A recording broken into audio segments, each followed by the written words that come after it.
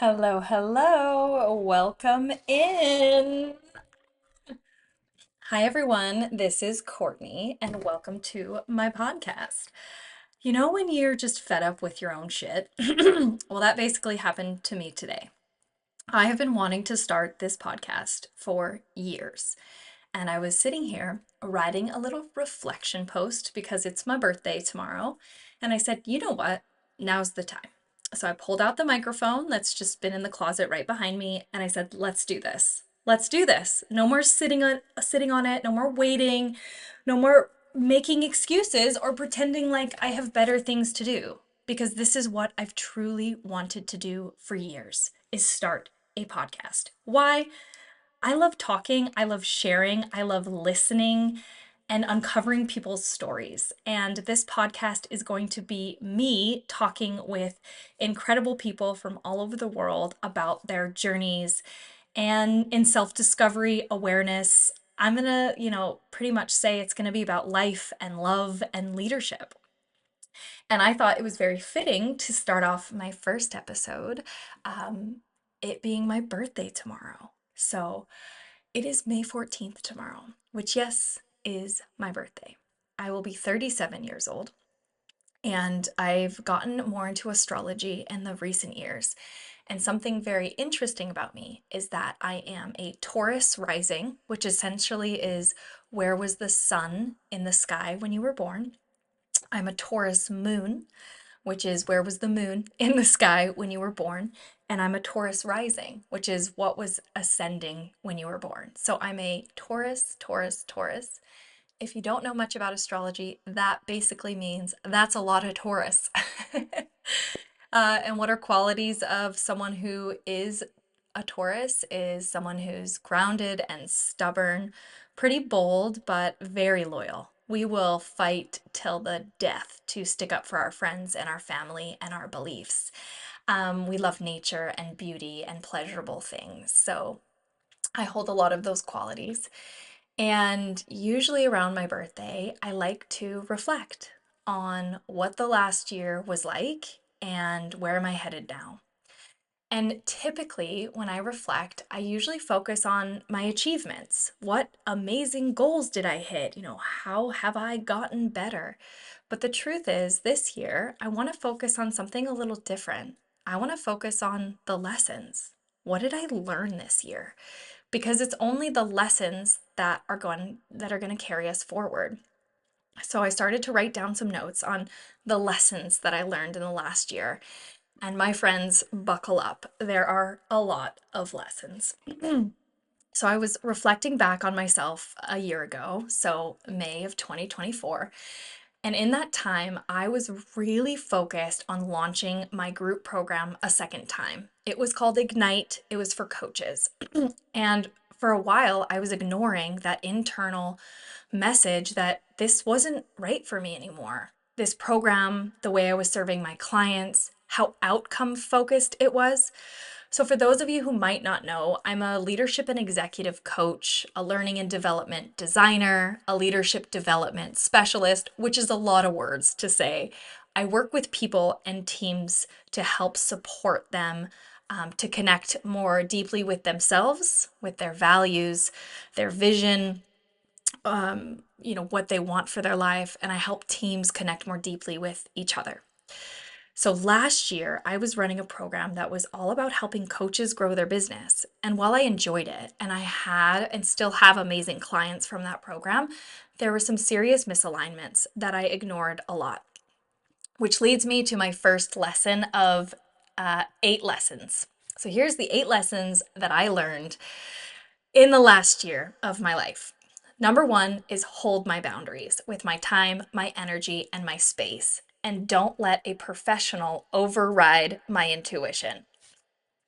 So, as I just shared, I am a coach. However, I do have some grievances with the coaching industry, which I will dive in at another episode if you want to talk about it. On the surface level, coaching is meant to help a person evoke internal transformation.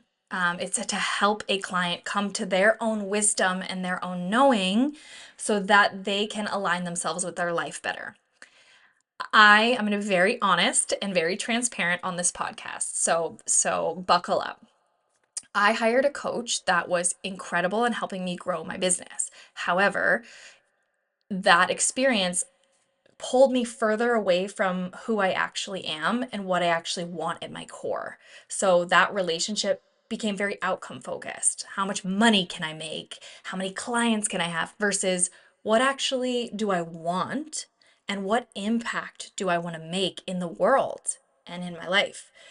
And at the end of this coaching with my previous coach, I found myself very disconnected from who I am and what I wanted, which is why my first lesson is to hold my boundaries about my time, my energy, and my space, and don't let a professional override that.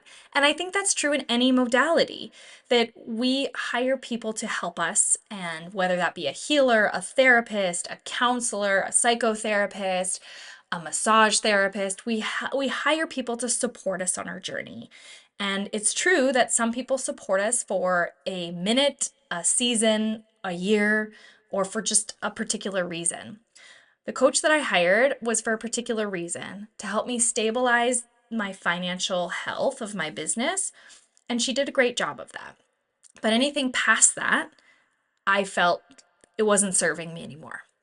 So about a year ago, June, I finished with that coach and I said, I'm off on my own. I've got to listen to myself. I've got to figure out what I want. And I think that's so much of our lives is coming back to ourselves, which is another lesson I learned. It's come back to your heart daily, moment by moment.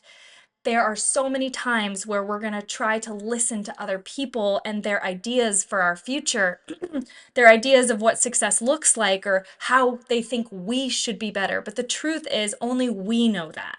And it's our responsibility and my responsibility to come back to my heart and figure that out. So that's why lesson 2 is to come back to my heart daily, moment by moment. What helps me do that is lesson 3, which is the forest. I wrote for lesson 3, the forest always has the answers. So one of my close girlfriends who's going to be on this podcast is an incredible professional. She is a teacher, a deputy head in England, and we talk a lot about being outside. And she said, Courtney, all you need to guide you is to be outside in the forest. And we laughed. And she was right. I find so much comfort and guidance from just being outside by myself. I recently did a forest bathing experience by a trained facilitator. If you haven't done that already, it was an incredible way to come back to your heart and help you decipher how you feel and the wisdom within you. So that's why lesson 3 is the forest always has the answers. Go outside. So in all of this experience from last year, I realized lesson 4, which is my energy is not unlimited, it's finite. And forcing myself in directions can lead to burnout, which is what happened to me. After that experience that I just shared, I had been forcing myself in a direction for so long. And if there's any entrepreneurs listening to this podcast, or business owners or founders, you will know this experience that you feel like you have to be everything all of the time. And you may very well be. You may be the marketing person, the accounting, the sales, executing the work, and yet you're one person. And I am now 3 years into my business. I've had to learn boundaries around my time and my energy, and that it is not unlimited. When I first started this business, it was off passion and excitement. And boy, do I still love it. However, there's a big difference between having a fulfilling career and taking care of yourself and having a fulfilling career that you feel like you need to continually work hard at every hour of every day and you can't turn your brain off. So that is why lesson number 4 is around my energy. It's not unlimited, it's precious. Don't force myself and take time to rest. I have mastered the craft of the nap. So if anyone out there's listening and saying or thinking, excuse me, I am not a napper. I feel you. I used to say that. My dad still tells me I'm not a napper. I'm like, Dad, you gotta get on board. My husband, he is an incredible napper. He'll just like fall asleep anywhere. Like, dude, we have a 5 minute train ride. How are you asleep right now? He's done it. Um, I have given myself grace and permission to now nap. So I also give you permission. Give it a whirl. If you're really tired, a nap is always the solution. Didn't know the nap was going to be on this podcast, did you? Um, as I think about the year and as time went on, there's a couple of key things that really stick out to me for the year. And one is yes, about money. Money's a tricky topic, really tough. Especially for me, growing up, I knew that we had enough money that we could eat and had a safe place to live. But other than that, we never really talked about money. So I felt embarrassed or shame if I was to ask about money or ask other people about their parents' earnings. But I wanted to know. I wanted to understand this world of money that was like almost in secret or hidden. And so what I've started to do is be very transparent about money conversations within my house, but also with my friends and family. And I'm working really hard to make my money work for me, not to work for my money. You might have heard that phrase before, but it's all about really getting clear on how to structure your finances in a way that are supportive for you. Let me give you a very clear example. Um, when I started my business, I invested in a coaching education and my coach. And also, I was on my second maternity leave. So the money was tight. So we went into debt to fund this, to fund debt. If you're continually in debt, it's draining you emotionally, but also from a resource perspective because interest is constantly be taking out of it. And I'm going to be so honest. I used to imagine that debt was money that I had access to. I didn't actually realize that debt was going negative, that debt was money that I owed. When I say it out loud, it sounds strange, but I thought, "Oh, it's okay if we go outside our means, we've got this credit card." Or it's okay if this is a little bit more expensive, or it's okay if we want to go on this trip. We have debt. So I kind of treated debt as if it was existing money. And the big change for me this year is completely changing that mindset and getting on top of it. So, some key things that I've done is set up an emergency fund for our family that's positive, that's not debt. And I was using debt as an emergency fund if the car broke down suddenly or if the kids had an emergency dental surgery. I would just, in the past, thought, well, that's okay, we've got debt. The difference is now I've set up a positive cash flow of an emergency fund, cleared the debt that we did have, and now looking towards investments. So that is a huge flip of my brain. And that did not take, or excuse me, that took a long time to figure out. If I could go back to myself in the fall, I would say, Courtney, trust the process. This is going to take time.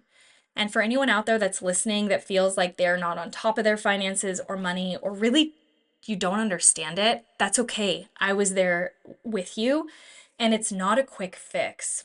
You have to think that if you are in debt, it didn't happen quickly. It probably happened really slowly. And it starts with making one key decision. Like I'm not going to live this way anymore. And it's really slow intentional steps that are going to get you out of debt and in a positive relationship with money. I could talk about this topic for a long time and I probably will, and I'll probably bring in an expert, but this is definitely one lesson that I've had to learn this year the hard way.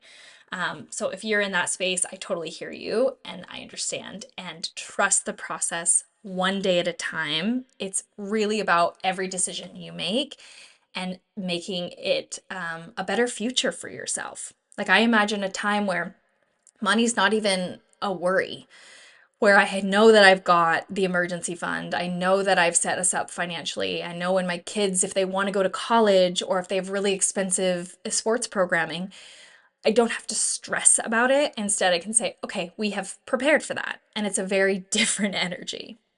So that's been a huge lesson. The last lesson, I'm gonna grab some water that I've learned, I'm actually not even sure what lesson I'm on. I think we're on like lesson 12 by now. But the key one that I wanted to highlight was um, say out loud what you want to as many people as you want. My husband and my kids have been my biggest supporter with what I do. And for a long time, I was embarrassed to say out loud what I wanted, what that would look like. And this year, I got really good at saying, what do I want with this career and with my schedule and with this life? And what I really, really wanted was I wanted clients that were going to light me up. I wanted to support the most vulnerable in our community. I wanted to work with marginalized people and create impactful supports that would last generations. And I want to do really meaningful work where I use my privilege, my white privilege, to give it away, to help others really elevate their needs and desires. So I've been talking about this for a while to my husband and to my kids and to my friends. And miraculously, I was given the great honor to facilitate a senior leadership retreat for the local Lilwat Nation, which is the First Nations of Canada. So for those of you who aren't in Canada, the First Nations people are also known as Indigenous people of Canada. And there are several, well, they were the first peoples of this land. And I have the utmost respect being a settler on this land and having the great privilege to work, play, and learn here. And I am learning every day about anti racist work, about how to live a more gentle and intentional life, and how to support from a place of intention. So when I was asked, excuse me, to facilitate this retreat, I was deeply honored because it's the work that I want to do. Have I facilitated management retreats in the past? Yes. Have I facilitated First Nations management retreats in the past? No. So I was scared shitless because I wanted to make it the most safe space possible. And being a white woman, I wasn't sure that that was possible. So I had a lot of questions. I got really clear on who hired me, and we created something truly we felt was a great collaboration. I ran that retreat last week, and I won't share personal details for privacy reasons of my clients. And I will say that it was shared numerous times how safe each person felt in that space, and how the way in which we worked together was really intentional, and it was a really decolonized way to solve problems and connect. So, decolonized means that it's more aligned with the First Nations ways, values, traditions, and stories. And that was so meaningful to me. So, when I say share out loud what you really want to those who you love, do it. You'll be so surprised what comes your way. I don't even know how that opportunity found me. I've actually yet to ask where he got my contact details, but it happened, and I hope it happens more. Ironically, a week later, I was hired by a multicultural society to support the organization with some coaching, with some development, and helping that nonprofit become more profitable. So, really heart centered work has started to come my way, and I want more of it. Another thing that I really wanted more of was stabilizing this business that I'm in. Maybe some service-based entrepreneurs will be able to relate to this, but in the work that I do, I have large contracts and then nothing. So it's very feast or famine with my income. So what I desire to do is to have it be more stable. So I said out loud, I want a large contract that I work with clients for several years and Sure enough, I've started a partnership pretty recently. I can't share the details yet. That is going to do just that. So share out loud what you really want. What I really want is these types of clients and fulfilling work. I want more time with my kids and family. And when I say more time, not hours, but actually being present with them and actually noticing the little cute curls next to their face and like the silly little smiles. Like, this is what I desire when I say more time with my kids. I mean, more present time with my kids. Um, I realized this year that they're always watching and learning from me. They're now 3 and 5 years old. So they're starting to reiterate things that I've said or phrases that I use. And I'm just like, wow, they are always listening. And it's only gonna become more obvious. So who do I want to be in these moments? Okay. I have one last lesson. I'm probably on lesson like 35 here that I learned last year, but it's that reading calms me and my phone does not. I don't know about you, but if I have not been on my phone, not scrolling for a whole day, and I'll pick up my phone and I start to scroll and I put it down, there's a certain energy. I don't know if it's dopamine in my body that's just buzzing after just looking at my phone for a short period of time. And I want to do it more. It's so addictive. So, what I've learned is I have to put my phone down and pick a book up. Because this year I think I've read 6 books. And I am more of a podcast girl. I don't normally read books, but at night I'm reading. I'm rereading Tuesdays with Maury right now. I went through the whole ACOTAR series. I joined a book club. Like, I'm really enjoying this experience of reading. So that's a lesson that I've learned. Okay, this concludes my first episode of my podcast. I loved this experience. I'm so excited to continue doing it because, like I said at the start, a podcast is something I've always wanted to do. My intention is to keep this going. I'm going to be interviewing friends, family, other professionals about life, love, and leadership. It's called Let's Do This because I'm all about taking action in a heart centered way. And let's do this. I hope that you find motivation. I hope you find humor. I hope you find grace. I hope you find yourself here. It's been so lovely to share this space with you. Have a wonderful rest of your day or evening. Bye.